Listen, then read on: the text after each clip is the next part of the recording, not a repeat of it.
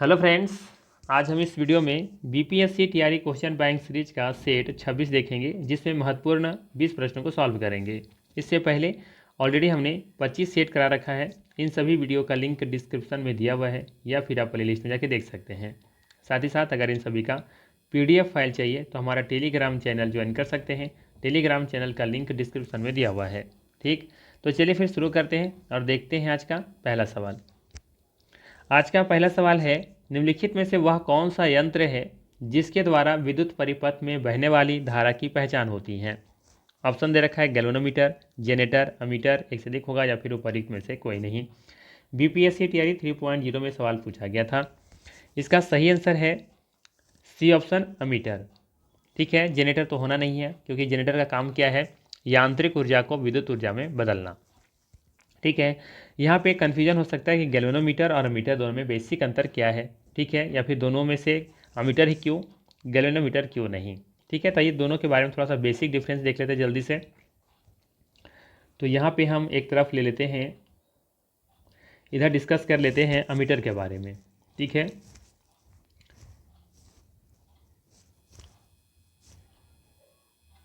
Ammeter इधर discuss कर लेते हैं हम लोग गैल्वेनोमीटर के बारे में। आप लोग थोड़ा सा वीडियो फास्ट कर लीजिएगा। चलिए, पहला पॉइंट पर हम डिस्कस हम लोग कर रहे हैं। पहला पॉइंट ध्यान रखना है, यह एक ऐसा उपकरण है, अमीटर। यह एक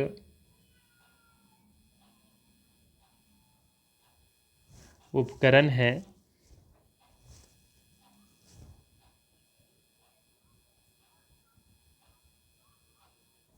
जिसमें जिसका कर लीजिए जिसका उपयोग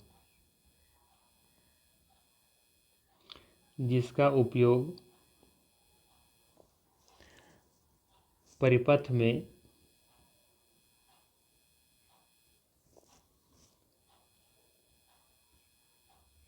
प्रवाहित धारा के परिमाण को निर्धारित करने के लिए किया जाता है।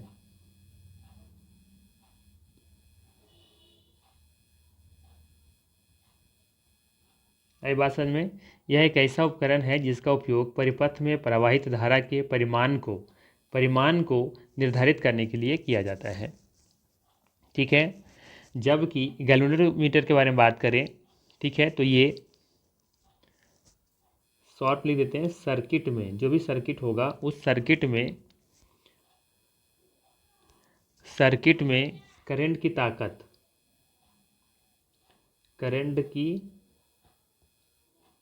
ताकत तथा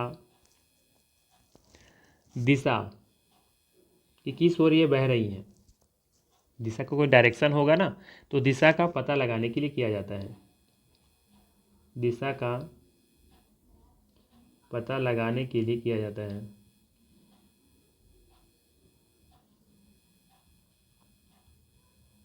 ठीक है, ये बेसिक अंतर हो गया यहाँ पे। इसमें क्या है कि इसमें परिपथ में परिमाण को माप रहे हैं, जबकि सर्किट में गैल्वेनोमीटर का जो सर्किट होता है, तो सर्किट में करंट की ताकत हम पहचानते हैं इससे, और साथ ही साथ इसमें दिशा का पता लगाते हैं।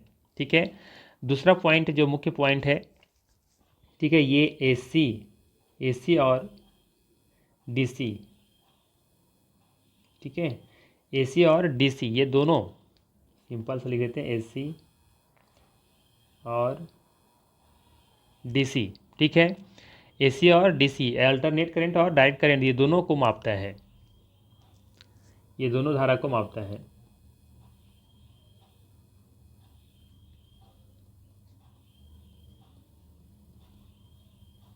ये दूसरा पॉइंट था। ठीक है, जबकि से आप देखेंगे यह केवल डीसी को मापता है।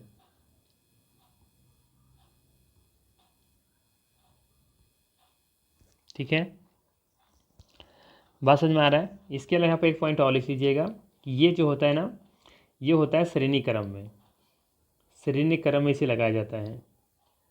जबकि इसे लगाया जाता है समानांतर क्रम में।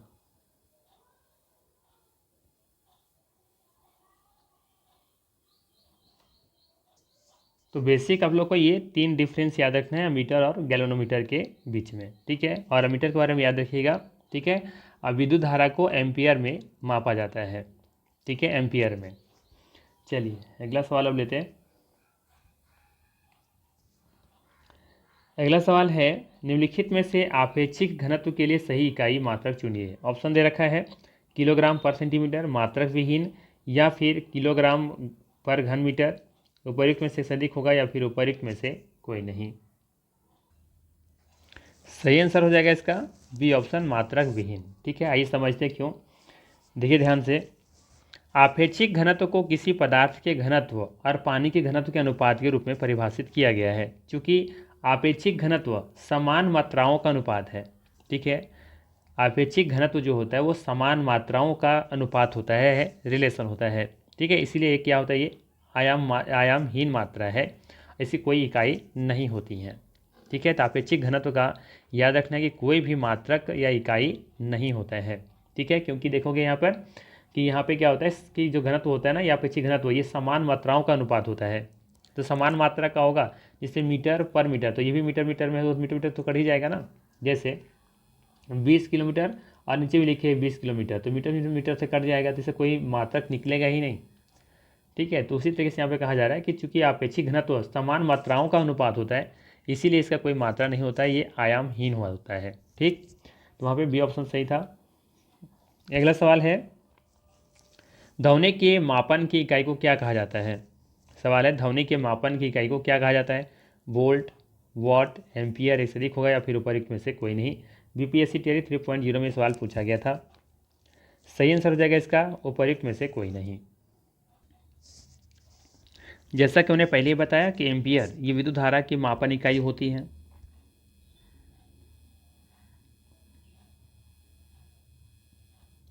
जबकि वॉट शक्ति का होता है। शक्ति का मात्रा क्या होता है, वॉट होता है, ठीक है। वोल्ट किसका होता है, ये है विद्युत विभवांतर का, ठीक है। विभवांतर भी आप लिख सकते हैं, विभवांतर का ऐसा इकाई है वोल्ट, जबकि ध्वनि के मापन की इकाई है डेसिबल। क्या हो जाएगा, डेसिबल।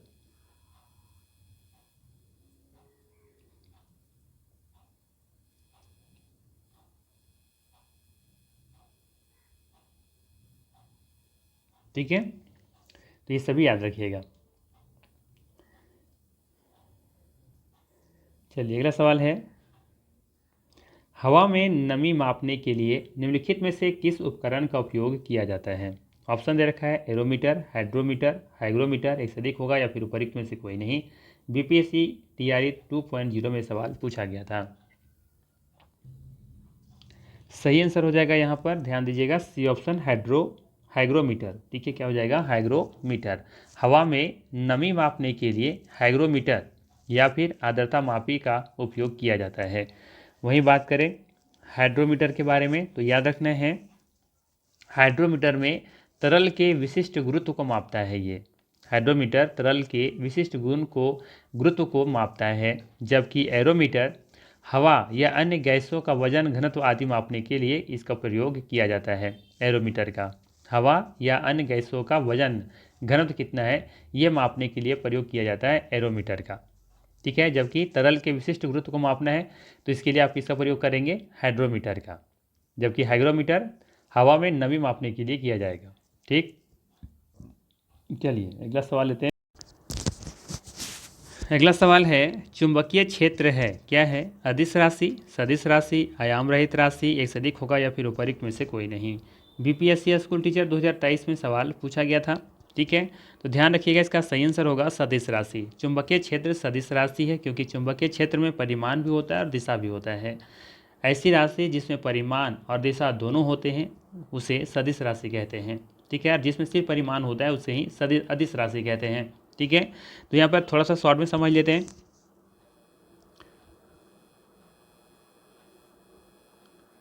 अदिश राशि और इधर लेते हैं सदिश राशि।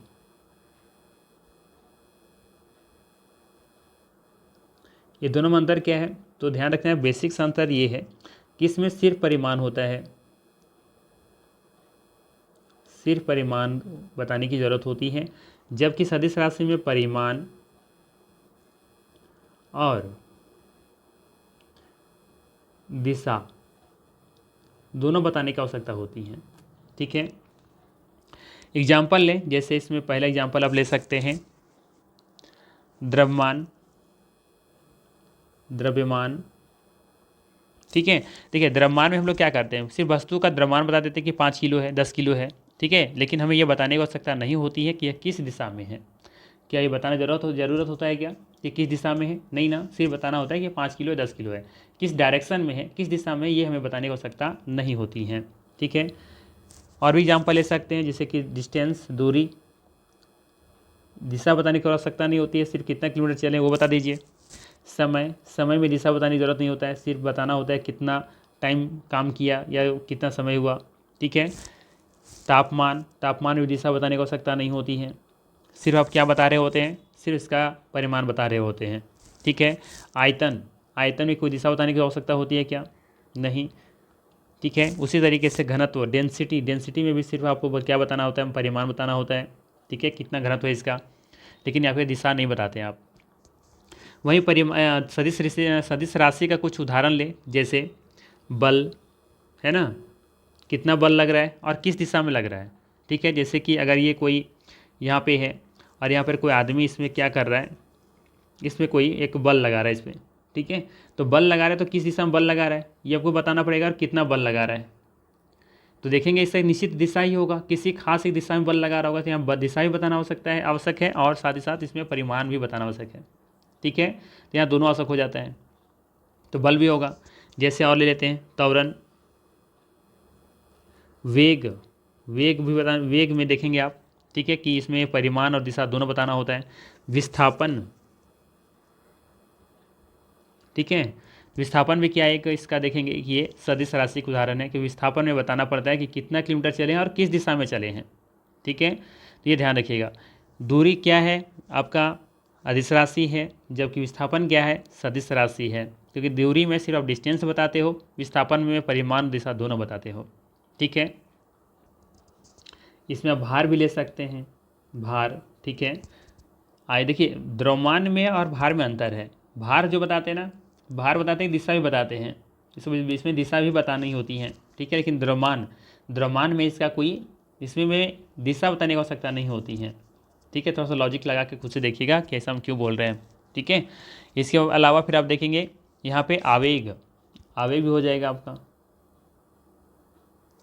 ठीक है ना, इसके अलावा आप ले सकते हैं आघूर्ण भी ले सकते हैं। तो ये सभी सदिश राशि के उदाहरण हैं, जबकि यहाँ पर ये सभी अदिश राशि के उदाहरण हैं।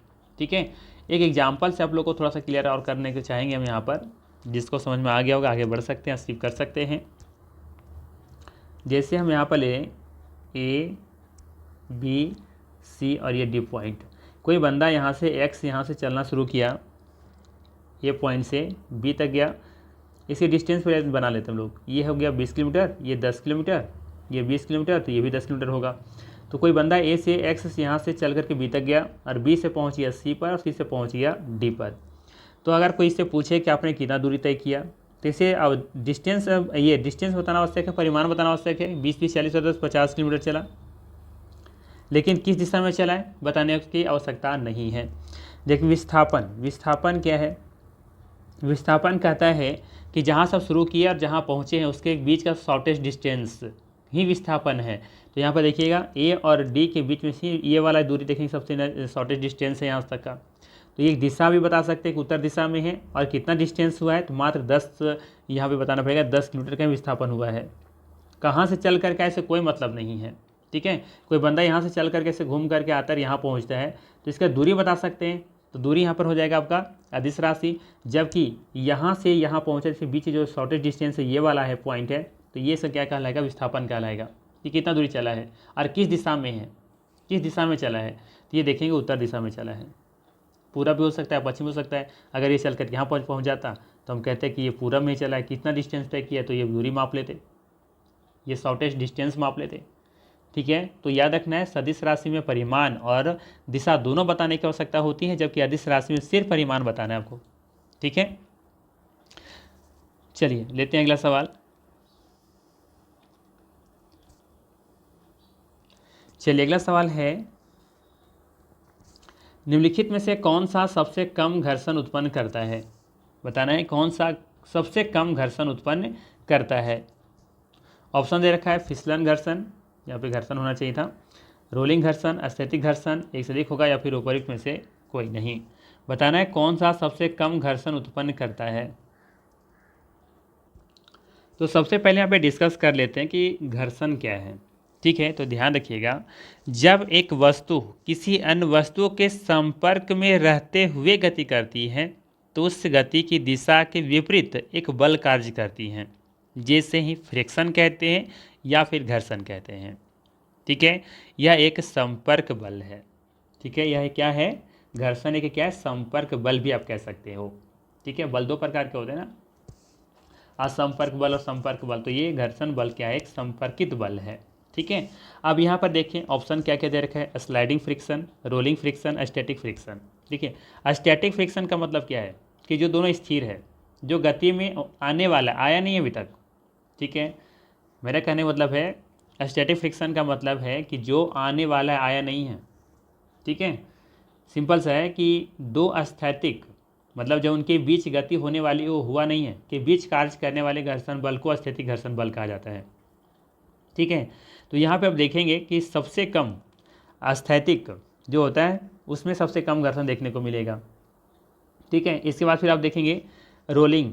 ठीक है, रोलिंग, और इसके बाद फिर है स्लाइडिंग। ठीक है, तो यहाँ पर आप देख सकते हो कि पूछा कौन किया है आपसे सवाल कि सबसे कम घर्षण उत्पन्न करता है। तो घर्षण कम उत्पन्न कौन करेगा, तो एक तो पहला स्टैटिक है ये, तो इसका तो कोई इशू ही नहीं है, यहाँ पर कुछ हम बोल ही नहीं सकते इसके बारे में, क्योंकि ये तो स्टैटिक है। घर्षण उत्पन्न कौन कर रहा है ये देखना होगा हमें। तो यहाँ पे देखेंगे फिसलन घर्षण दे रखा है और एक रोलिंग घर्षण दे रखा है। तो ये दोनों घर्षण किस तरह का होता है, आइए यहाँ पर इस एग्जाम्पल के माध्यम से समझते हैं, इस डायग्राम के माध्यम से। देखिए यहाँ पे देखिए, ये हमारा क्या सरफेस है, नीचे वाला मान लेते हैं कोई ज़मीन वगैरह है, कोई सरफेस हो सकता है, और ये हमारा कोई ऑब्जेक्ट है। ये दोनों के बीच कुछ घर्षण लग रहा होगा। ठीक है, अगर हम ये दोनों को क्या कर रहे हैं, यहाँ पे देखिए पहला चीज़ क्या दिया हुआ है कि नो मोशन, कोई मोशन में नहीं है, तो यहाँ पे क्या कहलाएगा, स्टैटिक फ्रिक्शन कहलाएगा। इसमें गति होने वाली है, ठीक है, हो नहीं रहा है, रखा हुआ है, तो इसमें कोई घर्षण ही नहीं होगा। ठीक है, दूसरा पॉइंट भाई ये स्लाइडिंग। तो स्लाइडिंग का मतलब ये है कि जब कोई ऑब्जेक्ट कुछ इस तरीके से समझो क्या कर रहे हैं, इसको एक यहाँ से ये हमारा सरफेस है और ये हमारा ऑब्जेक्ट है, यहाँ से हम लोग इसको क्या करें, इसको धकेल रहे हैं। तो धकेलने पर क्या होगा कि ये ऑब्जेक्ट और इस ऑब्जेक्ट के बीच के जो सतह है वो दोनों में क्या लग रहा है, यहाँ पे फ्रिक्शन हो रहा होगा। तो यहाँ पे देखेंगे ये फ्रिक्शन, यहाँ पे सबसे ज़्यादा फ्रिक्शन इसी में होता है, स्लाइडिंग वाला में। ठीक है, जिससे मान लेते कोई एक आपका अलमारी है और नीचे सरफेस है, आप इसको धकेल करके ले जा रहे हैं आगे की ओर, तो इसमें देखेंगे कि आपको ज़्यादा बल की आवश्यकता होगी, क्योंकि सरफेस एरिया जो है ना दोनों के बीच वो सबसे अधिक है। क्षेत्रफल जितना अधिक होगा, दो सतहों के बीच क्षेत्रफल जितना अधिक होगा, वहाँ पे फ्रिक्शन सबसे ज़्यादा होगा।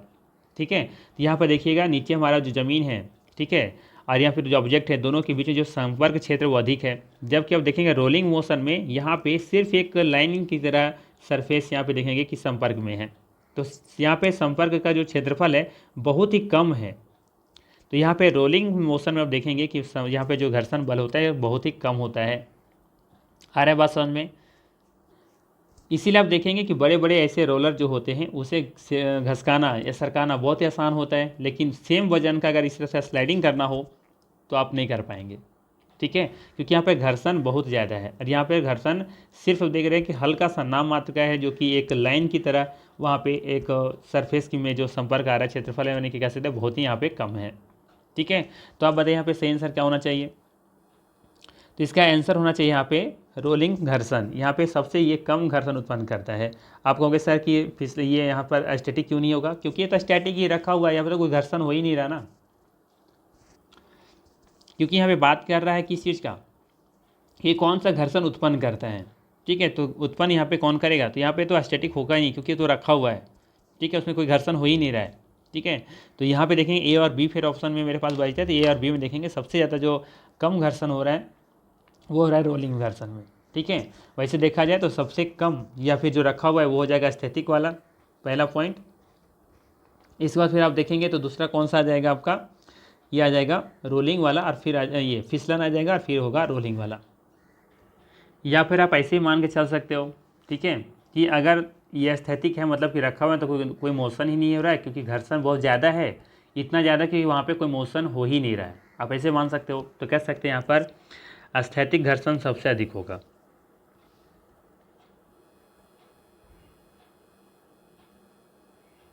इसके बाद आप देखेंगे रोलिंग हो जाएगा, रोलिंग नहीं फिसलन वाला, स्लाइडिंग। और सबसे कम फिर कौन सा हो जाएगा हमारा, रोलिंग। ठीक है। स्थैतिक सबसे ज़्यादा, क्योंकि उसमें कोई घर्षण नहीं, कोई मोशन नहीं हो रहा है, क्योंकि घर्षण बहुत ज़्यादा होगा वहाँ पे। ठीक है। उसके बाद फिर फिसलन, स्लाइडिंग वाला, और सबसे कम हो जाएगा रोलिंग वाला।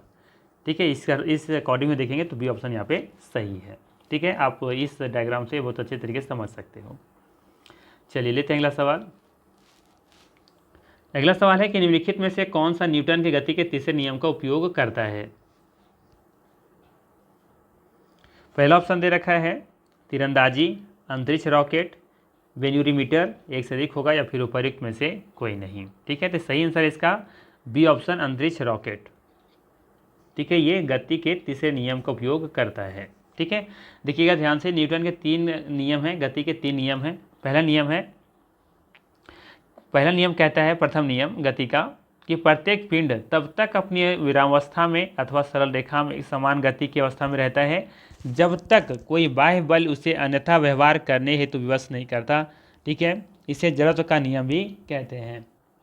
तो याद रखना है ना, कि प्रथम नियम को जड़त्व का नियम भी कहते हैं। ठीक है। और प्रथम नियम क्या कहता है कि कोई भी वस्तु अगर विरामावस्था में है तो विरामावस्था में रहेगा, और अगर ये गति में है तो गति में ही रहेगा जब तक इसे कोई बाह्य बल या बाह्य फोर्स ना लगाया जाए इस पर। ठीक है। ये गति का नियम प्रथम नियम कहलाता है, या तो जड़त्व का नियम भी आप इसे कह सकते हैं। ठीक है। जैसे अगर एग्जाम्पल और लें, यदि कोई गेंद मेज पर रखी है तो वह तब तक नहीं हिलेंगी जब तक उस पर कोई बल न लगाया जाए। ठीक है। इसी प्रकार यदि कोई वस्तु गतिमान है तो वह तब तक अपनी गति या दिशा नहीं बदलेगी जब तक उस पर कोई बाहरी बल ना लगे। ठीक है। ये हो गया प्रथम नियम। दूसरा नियम क्या कहता है? दूसरा नियम कहता है कि किसी पिंड के संवेग परिवर्तन की दर आरोपित बल के समानुपाती होती है। किसी पिंड के संवेग परिवर्तन की दर आरोपित बल के समानुपाती होती है तथा बल की दिशा में कार्यान्वित होती हैं। इससे बल का सूत्र भी कहते हैं। इसका क्या कहते हैं? फोर्स इक्वल टू मास गुना एक्सीलरेशन। बात समझ में आ रहा है? ठीक है। याद रखना है, किसी पिंड के संवेग परिवर्तन की दर आरोपित बल के समानुपाती होती हैं तथा बल के दिशा में कार्यान्वित होती हैं। इससे हम बल के सूत्र के द्वारा भी इसे समझ सकते हैं, F इक्वल टू मास गुना एक्सीलरेशन। छोड़िए, इसको उदाहरण से समझिए। जैसे किसी वस्तु पर अधिक बल लगाते हैं, क्या लगा रहे हैं? अधिक बल लगा रहे हैं। अरे मास अगर कुछ बदल नहीं रहे हैं, आप मास जितना उतना ही रख रहे हैं। ठीक है। और यहाँ पर क्या लगा रहे हैं? फोर्स अधिक लगा रहे हैं, तो उसका एक्सीलरेशन भी क्या होगा? त्वरण भी क्या होगा? बढ़ जाएगा ऑटोमेटिक। ठीक है। अगर एक्सीलरेशन बढ़ रहा है तो और मास वही सेम है तो फोर्स बढ़ जाएगा। सही, जाहिर सी बात है, ये समानुपाती होता है। ठीक है। और गति का तीसरा नियम क्या कहता है? तो प्रत्येक क्रिया के सदैव समान एवं विपरीत दिशा में प्रतिक्रिया होती हैं। प्रत्येक क्रिया की सदैव समान एवं विपरीत दिशा में प्रतिक्रिया होती हैं। जैसे आप अगर दीवार पर धक्का लगाते हैं तो दीवार भी आप पर समान और विपरीत दिशा में बल लगाता है। ठीक है। बंदूक से गोली चलने पर बंदूक का पीछे हटना भी इसी नियम का उदाहरण है। ठीक है। तो ये गति का 3 नियम आपको याद रखनी है। ठीक है। चलिए लेते हैं अगला सवाल। ये सभी आप देख सकते हैं यहाँ पर, जैसे कि रॉकेट के पंखे से भेजना, बंदूक की गोली चलाने पर चलाने वाले के पीछे की ओर धक्का लगना, नाव से किनारे पर कूदने पर नाव का पीछे की ओर हट जाना, ये सभी किसका उदाहरण है? ये सभी न्यूटन की गति का तीसरा नियम का उदाहरण है। ठीक है। क्रिया प्रतिक्रिया बल जिसको कहते हैं। चलिए अगला सवाल है, सोनार तकनीक का प्रयोग होता है। सवाल है, सोनार तकनीक का प्रयोग होता है, किसमें होता है? ऑप्शन दे रखा है, पानी के नीचे पहाड़ियों का पता लगाने में, हिमशैल का पता लगाने में, समुद्र की गहराई का पता लगाने में, एक से अधिक होगा, या फिर उपयुक्त में से कोई नहीं। बीपीएससी टीआरई 3.0 में पूछा गया था। ठीक है। देखिए, सोनार एक ऐसी तकनीक है जिसमें ध्वनि संचरण का उपयोग पानी की सतह पर या उसके नीचे की वस्तु का पता लगाने के लिए किया जाता है। ठीक है। सोनार जो है ना, ये रिजोनेंस जो होता है, जिसे प्रतिध्वनि कहते हैं, किस सिद्धांत पर यह आधारित होती हैं। ठीक है। ये करता क्या है, ये अल्ट्रासोनिक तरंगे उत्पन्न करता है और ये तरंगे समुद्र तल पर या समुद्र में कहीं भी स्थित वस्तुओं तक ये पहुंच जाती हैं और परिवर्तित होकर के डिटेक्टर के द्वारा महसूस की जाती हैं। और इस तरीके से हम उसकी जो डिस्टेंस होता है वो माप लेते हैं कि कितना गहरा है या कितना दूर है। ठीक है, सिंपल सा चीज़ें हैं। तो यहाँ से देख सकते हैं कि पानी के नीचे पहाड़ियों का पता लगाने में किया जा सकता है, हिम शैलों का भी पता लगाने में किया जा सकता है, समुद्र की गहराई का पता लगाने में भी किया जा सकता है सोनार का। ठीक है, तो डी ऑप्शन यहाँ पे बिल्कुल ही करेक्ट हो जाएगा। ठीक, चलिए अगला सवाल है, मानव की कान की श्रवण प्रास कितना है। ठीक है, ये श्रवण होना चाहिए था यहाँ पर, श्रवण प्रास कितना है। ठीक है, 20 हर्ट्ज से लेकर के 20,000 हर्ट्ज तक, या 20 हर्ट्ज से कम, या फिर 20,000 हर्ट्ज से अधिक, या फिर इससे अधिक होगा, या फिर उपयुक्त में से कोई नहीं।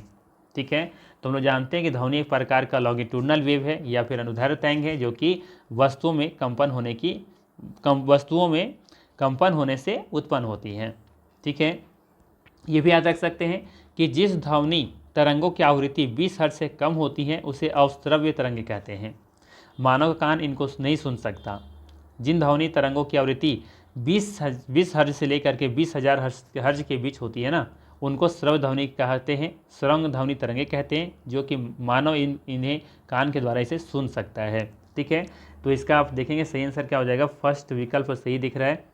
ठीक है, याद रखिएगा। इसके अलावा ध्यान रखिएगा, 20,000 हर्ज से अगर ऊपर हो तो ऐसी आवृत्ति वाली ध्वनियों को प्राश्रव्य ध्वनि कहते हैं। ठीक है, 20,000 हर्ज से ऊपर आवृत्ति वाली ध्वनियों को प्राश्रव्य ध्वनि कहते हैं। ठीक है, तो ये दोनों याद रखिएगा। चलिए अगला सवाल लेते हैं। अगला सवाल है, निम्नलिखित में से कौन सी विद्युत चुंबकीय नहीं है। बताना है कौन सा विद्युत चुंबकीय नहीं है। तो याद रखिएगा, अल्फा किरण इसमें दिए विकल्प में से ये विद्युतीय चुंबकीय नहीं है। बाकी गामा और एक्स किरण ये सभी विद्युतीय चुंबकीय विद्युत चुंबकीय हैं। ठीक है, तो यहाँ पर बी ऑप्शन सही होगा, अल्फा किरण। अगला सवाल है, प्रकाश तरंगे किस प्रकार की तरंगे होती हैं। ठीक है, तो इसमें आप याद रख सकते हैं, जैसे लाइट होता है ना, LIGHT, तो T से 4 क्या होता है, ट्रांसवेव। तो इंग्लिश वाला वो देखिएगा, तो ट्रांसवेव का जो मतलब होता है वो होता है अनुप्रस्थ।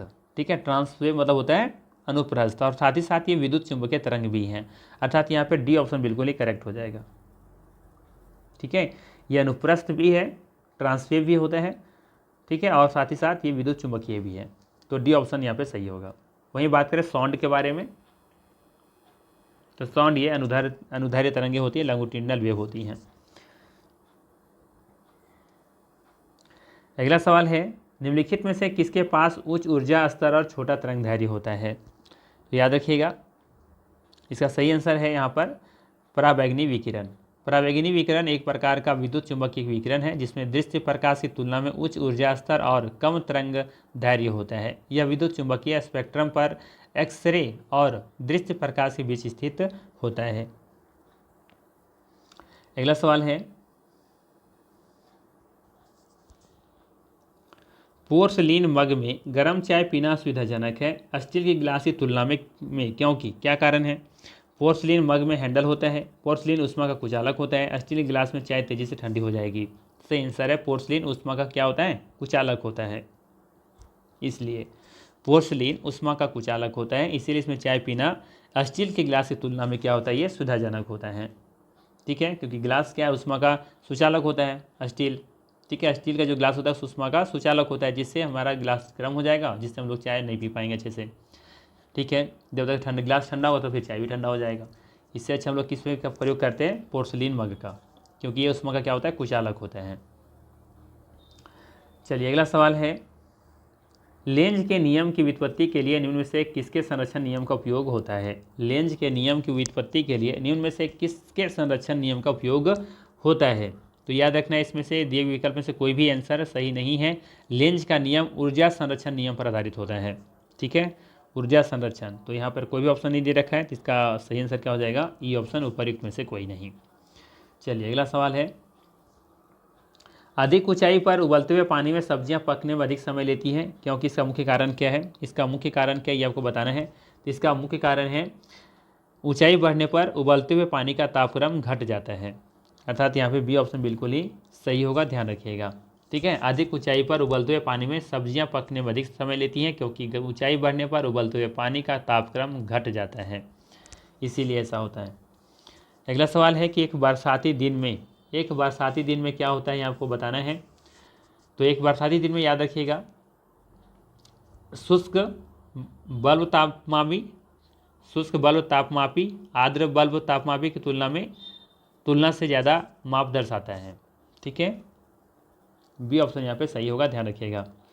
यहाँ पे आर्द्र होना चाहिए था। शुष्क बल्ब तापमापी आर्द्र बल्ब तापमापी की तुलना में कम माप दर्शाता है, ये आपको याद रखना है। अगला सवाल है, एक हिमानी का आधार पिघलता है पर उसका शीर्ष नहीं, क्योंकि? सवाल है कि एक हिमानी का आधार पिघलता है पर उसका शीर्ष नहीं पिघलता, क्यों नहीं पिघलता? ग्लेशियर का आधार गर्म परिस्थितियों में रहता है, हिमानी का आधार बर्फ में अशुद्धियाँ उपस्थित होती हैं, या फिर आधार पर दाब अधिक होने से गलनांक में कमी होती है, एक से अधिक होगा, या फिर उपरोक्त में से कोई नहीं। तो सही आंसर है इसका सी ऑप्शन। ठीक है, ध्यान दीजिएगा, एक हिमानी का आधार पिघलता है पर उसका शीर्ष नहीं, क्योंकि आधार पर दाब अधिक होने से गलनांक में कमी होती है।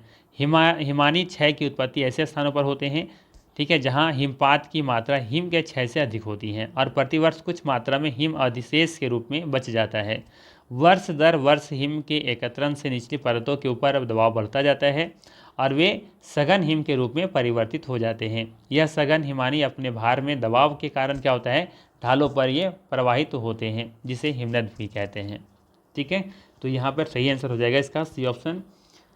अगला सवाल है, फ़ारेनहाइट में पैमाने पर परम शून्य का मान कितना होता है? तो ये आपको रट लेना है, याद कर लेना है, -459.4 फ़ारेनहाइट के बराबर होता है। सी ऑप्शन यहाँ पे सही है। ठीक है, चलिए अगला सवाल है, वाहनों के साइडों में ट्रैफिक देखने के लिए किस प्रकार के दर्पण का प्रयोग होता है? वाहनों के साइडों में ट्रैफिक देखने के लिए किस प्रकार के दर्पण का प्रयोग होता है? अवतल, समतल, उत्तल, एक से अधिक होगा, या फिर उपर्युक्त में से कोई नहीं। तो इसका प्रयोग होता है उत्तल का, उत्तल दर्पण का प्रयोग होता है वाहनों के साइडों में ट्रैफिक देखने के लिए। जबकि हेडलाइट में किसका प्रयोग किया जाता है? हेडलाइट में अवतल दर्पण का प्रयोग किया जाता है। ठीक है, तो यहाँ पे ध्यान रखिएगा, सही आंसर क्या हो जाएगा? C option. ठीक है, ऐसा क्यों होता है, क्यों प्रयोग करते हैं उत्तल दर्पण का? क्योंकि ये बाहर की तरफ ये मुड़े होने के कारण सदैव सीधा प्रतिबिंब बनाते हैं, व्यापक बनाते हैं, बड़ा दृश्य क्षेत्र प्रदान करते हैं। ठीक है, ये आपको याद रखना है। और अवतल दर्पण का प्रयोग कहाँ करेंगे? टॉर्च में, सर्च लाइट में, वाहनों की हेडलाइट्स में, है ना, नाई की दुकान पर सिंह दर्पण के रूप में। ठीक है, डॉक्टरों के पास भी देखेंगे कि अवतल दर्पण ही होता है। चलिए अगला सवाल है कि प्रदीप्त ट्यूब में प्रायः किस प्रकार का उपयोग किया जाता है? प्रदीप्त ट्यूब में प्रायः किस पदार्थ का उपयोग किया जाता है? तो इसमें मरकरी वाष्प और आर्गन का प्रयोग किया जाता है, ये ऑप्शन यहाँ पे सही है। ठीक है, ये था महत्वपूर्ण 20 प्रश्न। अगर ये वीडियो अच्छा लगा हो तो लाइक जरूर कीजिएगा, चैनल पर नए हैं तो सब्सक्राइब कीजिएगा। बाकी फिर मिलते हैं इसी तरह के नेक्स्ट वीडियो में। Thanks for watching.